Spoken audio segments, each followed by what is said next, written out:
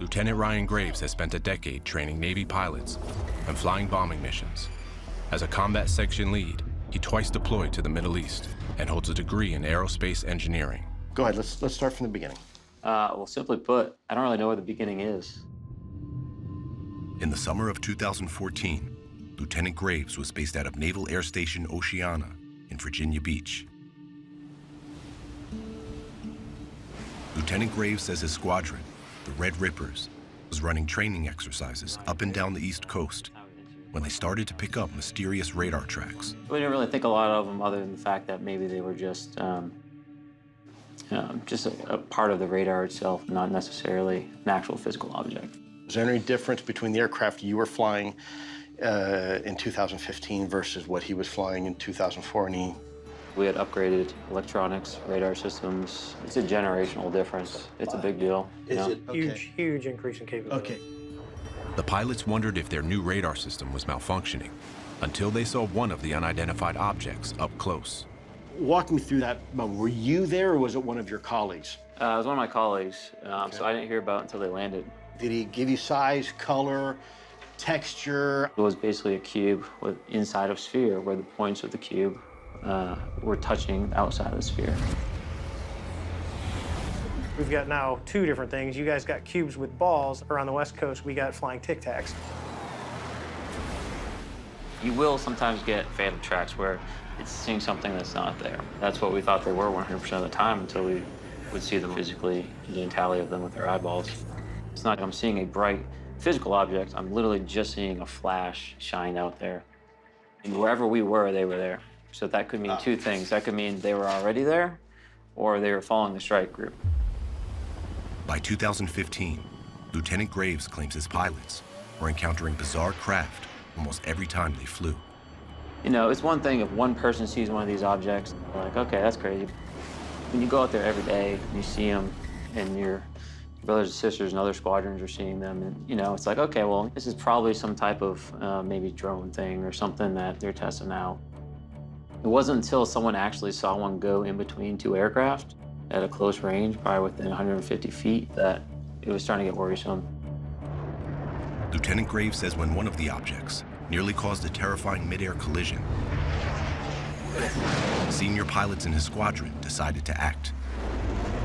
At this point, we're like, something needs to be done. We submitted a safety report to the Navy Safety Center. They've been seeing these things for 2 months. Multiple people have seen them, multiple people have tracked them. You get one that splits a section, enough to send out your mishap report to the safety center. Did anyone contact you and say, what is going on? No. No investigation, no nothing? No. We have a video. I'd like you to see it. Without telling you anything about it, I'm going to be curious your thoughts, and you can tell me what you see. These 3 UFO videos were released by the Pentagon. The one on the left has already been identified as the 2004 incident involving David Fravor.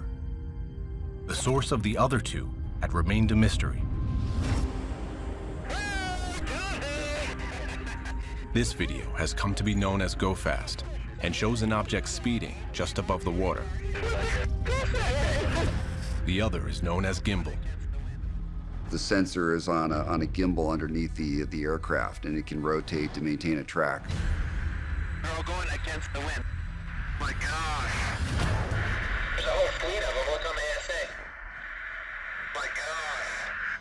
Never forget those voices. You know those I know voices? those guys, yeah. It's a breakthrough in the investigation. For the first time, a pilot has confirmed that the 2 unidentified videos, Gimbal and Go Fast, were taken by Navy jets from the Theodore Roosevelt. We're getting ready for a deployment. So we do workups along the eastern seaboard, and these objects kind of came with us. Lieutenant Graves says both Gimbal and Go Fast were filmed within weeks of each other over the Atlantic off Jacksonville, Florida. And as Lieutenant Graves' squadron was preparing to deploy to the Middle East, they were seeing so many mysterious objects, they started sharing the videos when they got back on ship. They're also very excited about what happened, and then they were heading down to watch the full video in its entirety. There's parts of this video that we can talk about that aren't here. Let's walk through that. So this object was significantly larger than the ones we're used to seeing. Lieutenant Graves says the gimbal video is just part of a longer, higher resolution video he was shown on the ship. It included several smaller craft, the kind he was more familiar with. They were essentially flying themselves in a formation. And then behind those was the object that you kind of see here. And not the world's greatest drawer, but That's okay. as you can see here, it almost looks like a gyroscope, right? The way it moves, the points coming out of the top and the bottom of what appears to be a disc, or at least a central mass on the object. So these objects were proceeding in one direction. The 5, at some point, basically just turned themselves around with some type of radius of turn as a unit and started flying in that direction. At this time is pretty much where you see this video, where these are now out of the picture, and it's just this guy that's stationary. Is that why they refer to them as there's a whole fleet of them? Yep. Okay. So there wasn't a whole fleet of these, there was just all these little guys. And then there was the one object which we had never seen before, which was significantly larger. Lieutenant Graves says the way the larger craft suddenly rotates at 90 degrees is unlike anything he had ever seen. It's rotating. It's just basic airplane physics. When your wings are underneath you, and you're flying along, you have 100% of your lift.